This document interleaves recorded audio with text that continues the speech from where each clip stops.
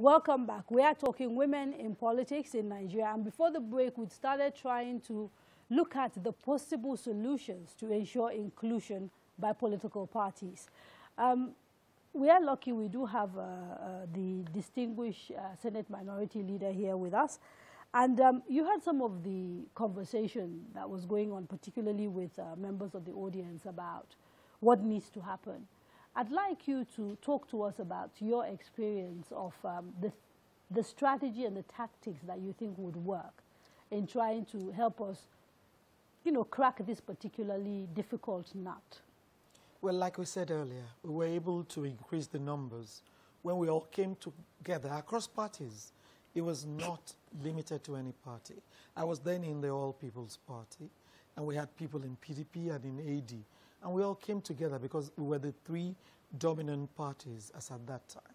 We came together and we insisted that we must all go back to our parties and insist on certain minimum standards.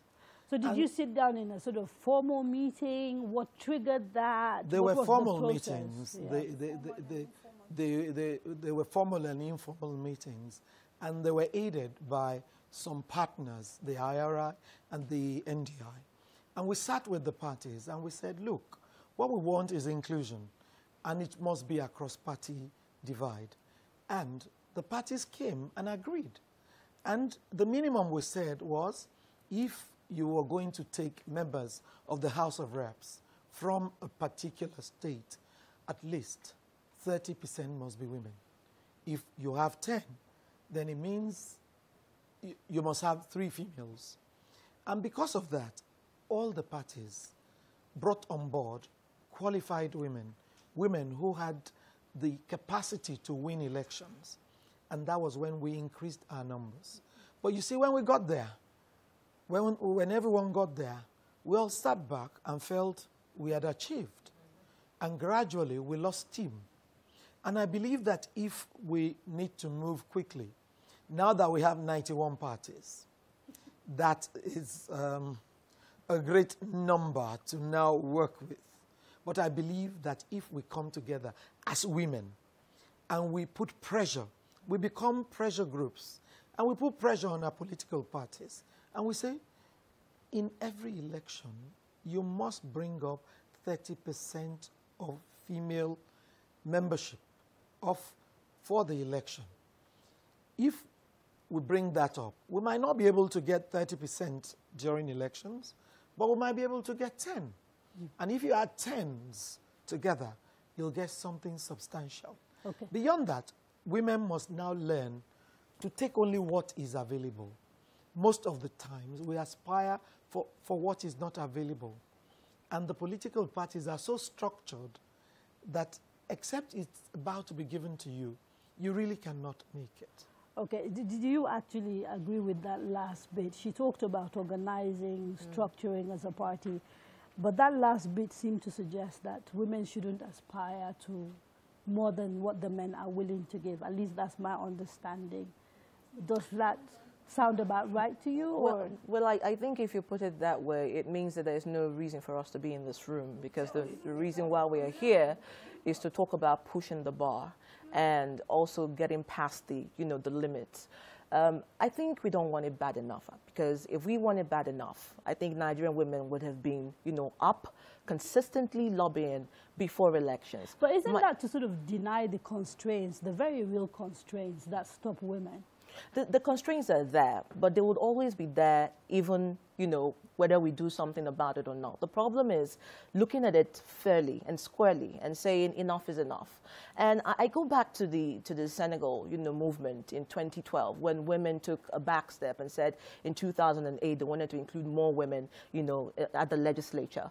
And they went on the streets, they protested consistently till the president came out to say, you know what, let's look at a quota system and reserve some seats for women in the parliament. It is done in Kenya, it is done in Uganda, it's even now done in Israel. So I believe that until we want it bad enough and we build solidarity, like she said, across party lines, we might just sit here, the cliches will go on, the narrative will continue to be repeated, every year, every election, we'll continue to lament. But I do believe one thing. We need to negotiate with the men sit down with them and have a real-time conversation and say to them, yes, we do understand that, yes, we do have governors who own the parties, because that's another problem. We have the, impositions of governors on political parties, and we have the issues of godfatherism. But we must begin to use our popularity and our numbers and negotiate with the men. And until we'll do that, we might just as well have this conversation again.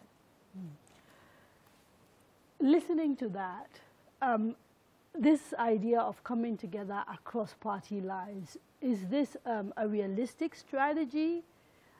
Is it the only strategy? Are there other strategies that we can pursue as well?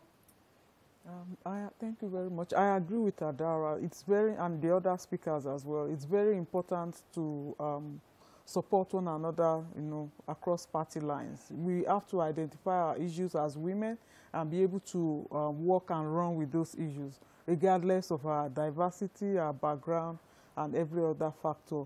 And in addition to that, it's very important that we also pursue along that line a legal framework that will make it possible for our system to be inclusive. Whether we want to do quota, whether we want to legislate the twinning system, whether we want to encourage some kind of very strong affirmative action, not one that will not be implemented. Like we have the national gender policy, which is never respected at any time. So when you ask why political parties don't respect their manifesto, they are, of course, borrowing from what is happening with the national gender policy. But let me, go on before I interrupt you. And also, if you look at our structural system, it's that at times that maybe we're so forgetful. Forgetful in the sense that these people come, they give us a lot of promises, they don't implement it, another election comes, they're making the same promises they made the last time. So I'm looking at other measures, such as women, Nigerians generally,